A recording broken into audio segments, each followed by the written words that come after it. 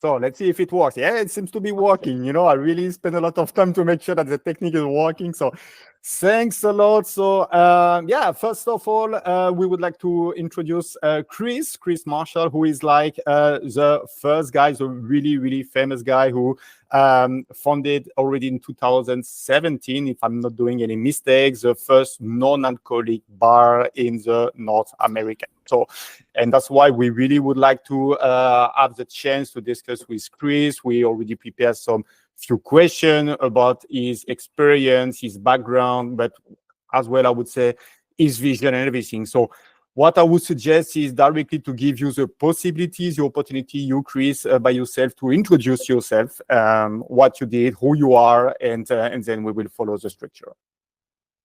Well, yes, thank you for having me on. My name is Chris Marshall. Your introduction was very kind. I started Sands Bar, my business, in 2017 with very little experience and knowledge. I saw kind of what was happening in Europe and wanted to have a non-alcoholic bar here in the United States. And at the time, there just wasn't one. And so I created Sands Bar. Okay. And what was the basis of your inspiration? I mean, based on that, I mean, because all the alcohol lobbying and all this kind of stuff. I mean, that was specifically, I mean, today this movement is growing, but we are in 2024 and coming back like, 7 years ago. What was the basis of your inspiration to say, okay, I would like to create something in place in which we can meet with other people, but without any alcohol at all? hmm So, yes, I took my inspiration from what I did not have. So, what I did not have was a place where I could go and feel that it was a place to make new connections. I believe that most of what we have in terms of third places in the United States and in the West are mostly spaces where you meet people you already know. So you go to a coffee shop, for instance, to meet a friend or a tea, and you are meeting someone you already know. If you go to a an event, you usually meet people you already know. You're meeting a friend, you're meeting Correct. a study partner. Bars are the only place where we really get to meet strangers. Hmm. And that was the biggest inspiration for starting Sands Bar, was recognizing that we really needed spaces to meet strangers because there's a huge problem with feeling connection, and loneliness is an epidemic here in the United States and globally with adults. And so I just want to create a space that felt like that. And so because there wasn't anything that felt like a bar that I knew of, I decided to create something that was um, reminiscent of a bar, that felt like a bar, that looked like a bar. I wanted it to be a space that was for adults to find connection.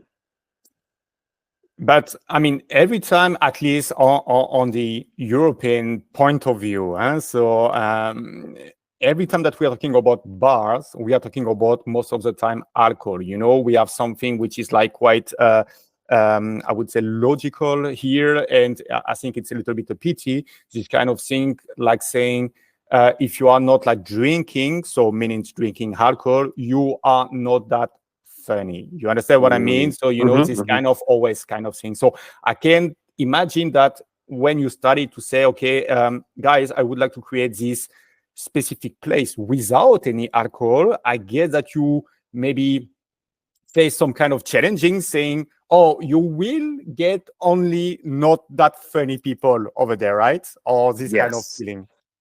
Yes. One of the very first stories that we ever had covering Sands Bar was a local newspaper, and I read the comment section, and the comment said, this is a stupid idea. What's next? A restaurant without food. uh, and they people just Crazy. they did not get it, and to your point, I think people are still afraid of going into a bar that doesn't have alcohol because we've been conditioned to believe that alcohol is this social lubricant, and that Yeah. alcohol gives us this permission to be more free and to be funny and to be brave and Yeah, we say courageous. usually alcohol is cool. I mean, I don't know, this kind of thing, but it's really reflecting to the lobbying aspect, this communication aspect. Huh? Yes, I think it's the idea of it being cool is by design. Alcohol Yeah. companies have made drinking and bars and bar culture and um, bar experiences to be this cultural centerpiece. Mhm. And to remove alcohol from that equation means that you're taking away what a lot of people would say makes these experiences adult experiences. And so I think what we're doing in the non-alcoholic industry is really trying to reclaim what Mhm. that means, reclaim and redefine what drinking culture means when you don't drink alcohol. Mm. But no, I mean, we see specifically like on the last decade that a lot of things happen. So you open your bar, so you have a lot of experience, you meet a lot of people over there, and so on. Uh, from your point of view, what really changed, what really evolved in the last decade regarding the non-alcohol beverage industry, and really on the industry point of view, talking about like products and markets and this kind of stuff? Did you really notice a big difference on the last decade? Yes, great question. So, uh, the reason why Sam's Bar can be the first non-alcoholic bar in North America is because, or the first alcohol-free bar in North America, is because before then there were no non-alcoholic spirits. And Sure. that is the difference. If Sandspar would have started 5 years ago, 5 years before 2017, it would not have happened. If it started any later, it would have been just one of many. It just happened to exist in the same time that Seed Lip and so many others were just starting out. And the idea of a botanical beverage that was distilled like alcohol spirits changed what people thought was possible in a cocktail. So now it wasn't just a bunch of juice and Yeah. seltzer water. It could now be a complex beverage that was thought out, intentional, Mhm. that was bitter and sour and herbaceous. It didn't have to just be sweet, Yeah. and just or even just spicy, because a lot of mocktails, before them were just like spicy or sweet.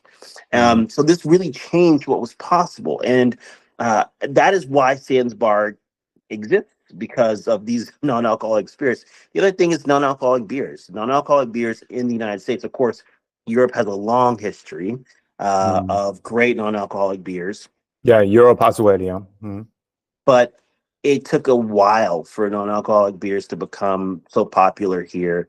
But Mhm. once they did, it really grew. So we had non-alcoholic beers, non-alcoholic wines, but the non-alcoholic spirits, I think, were the real catalyst, the real change agent in making these non-alcoholic bars and bottle shops successful.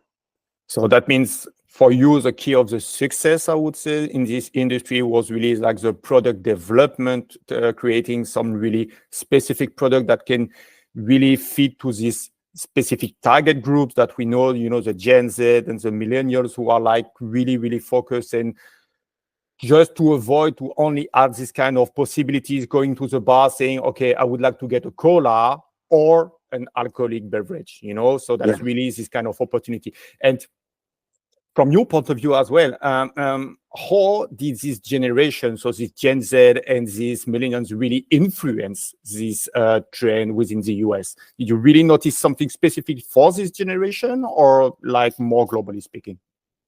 I think that this generation, the Gen Z generation, is really leading the way. They, first of all, I think are the first generation to have parents who didn't drink as much, and I think that's something that we miss often. We just think that Gen Z just, magically decided to not drink alcohol.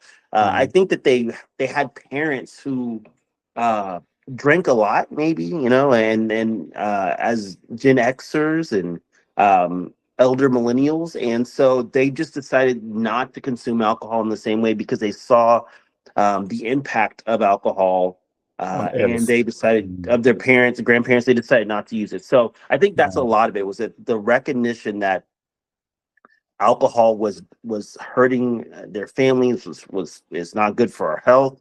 Mm. And I think they're also smoking more cannabis products and using more cannabis. Marijuana is something that they're doing more of. So I think that given those two factors, we're seeing a great reduction in the amount of alcohol that Gen Z is consuming. Okay. Okay, fine. I mean, it's really like we really see that you are like an expert on this topic, huh? Because you have a lot of experience, a lot of background and everything, and specifically based on your experience, what will be the evolution of this trend? Do you think it's only kind of mod? I guess no, from your point of view. But do you really see it like because now the industry is really booming? Huh? It's really like something worldwide perspective. So. What would be the evolution in terms of industry again, but really as well regarding the mindset of the people? We were talking about the younger generation and this kind of stuff. Within the next 5 years, do you think that we will have like a non-cool aspect to drink alcohol anymore, or do you think that like this trend will be like basically the same kind of trend as we already experienced with tobacco, for example? Is like 20 years ago, it was cool to get this kind of cigarette. No, if you were going to the airport and you see someone smoking, you are just thinking, oh, poor you are still on this level, you know? Do you think it will be like basically the same kind of stuff in the bar? Yes, I think that's exactly where alcohol is headed. Alcohol is following tobacco, and and alcohol is doing many of the same things that tobacco was doing in the late 70s and early 80s that really signal its demise, 40 years later. Um, what tobacco has had to do, and I think alcohol will have to do, is find a way to exist in this new world, a Hmm. world in which people don't consume the product as much and they don't associate it with being cool. I think alcohol is going to lose its coolness, and that means that there will be space for other beverages, other products to take its place and define what is cool. But alcohol is never going to go away. I don't want it to go away. I don't think it should go away. I don't think alcohol should ever go away. Yeah. I think it should be a choice, just like tobacco is. And those who want to use that product, that's their choice. And so I think that's the future, though. I also think that the future is going to look a little bit more like people using less substances to change the way that they feel, to feel social, to feel this elevation in mood. And they're going to be using a lot more AI. They're going to be using a lot more tech to actually rewire their brains, to actually elevate their neuro chemistry. I think that's where the future of kind of elevated social interaction is going. But still, I mean, the bars will always play like integration role. I mean, basically on your vision to make sure that we are not like only digital people using AI within the future. I'm totally with you. I think that AI will be everywhere within the next, maybe not 5 years, but maybe at least within the next 2 or 3 years. It's already here. But I guess that's for most of the people, it will be still interesting to just go outside and to get some kind of interesting discussion facing like real people, and to get some kind of exchanges and everything. Oh yeah, I think the future of bars. I think if you we do another interview in 5 years, I think Sans Bar will be an immersive experience where people come and have a Right. virtual AI experience, but together, where they are asking for connection and not Mm. allowing AI to replace human connection, but asking AI to enhance the time that we have together. That is what I think the future of this all is. So alcohol is not even a part of that discussion anymore. And it will be just about how we experience each other in community. That is endemic to who we are as human beings, as as Yeah. as animals. We need each other. We spend time with each other. We produce oxytocin, which is a neurochemical when we are in community with each other. So we actually change the way that we feel just by being with other humans. And Mm. so that's going to be very important as we move into a more AI world for sure. I think that most important word that we can summarize is really related to the connection and the integration between all the people all together. And that's really something that we can experience based on that. I know, because we already discussed previously together, that you are not only developing Sense Bar, but you also have like supporting other people who are quite interesting, creating their own non-alcoholic bars and business and brands and everything. Can you maybe explain a little bit more about that?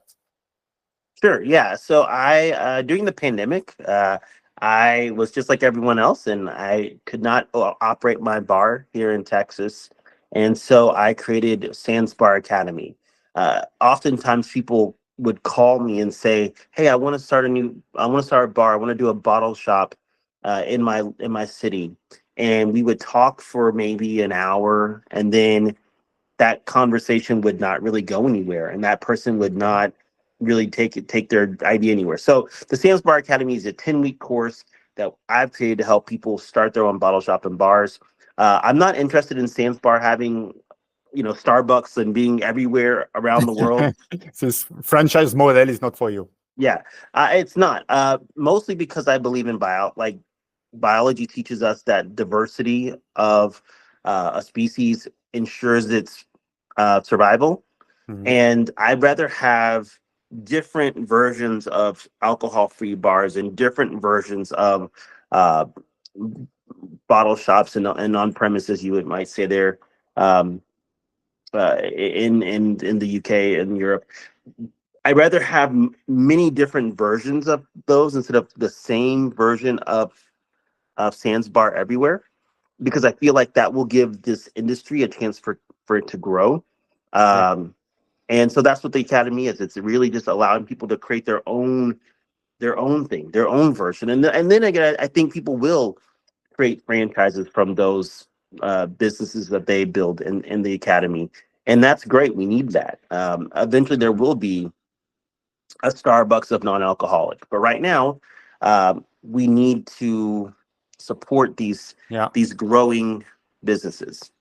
And that means that what kind of, I would say, people you can support. You don't have to be an expert in everything. You can be like a total rookie, just coming with your like good intention and your motivation, and then you will learn by your academy, right? Yes, I mean that's what we really work with people. I mean at all levels, people who have their business, education, and they've started businesses before, and people who are just interested in getting into this industry. I started Sands Bar with $200. I've learned everything that I've had to learn through experience, and I want to just save people a lot of the problems that I experienced, a lot of the things I just didn't know, but most importantly, the connections, because the connections between myself and other business people in the non-alcoholic space are invaluable, and that's The what I best really aim to do. practices. The best practices between like all the other attendees and your experience is quite valuable to support the people to develop their business. Yeah. Correct. Okay, thanks a lot, Chris. I think it was like quite valuable for a lot of people to hear about your experience, your vision, and what you are doing. And maybe for some people who are like quite interesting to develop their own business, that they can contact you. I will put, as you can imagine, like the link to your academy within the post that we will publish on NoLoWineGuide. So thanks a lot for that. And yeah, let's stay connected and cross finger that the train is going in the good direction, I would say, for integration and connection between the people. Thank you so much. Chris. Thank you. Bye-bye.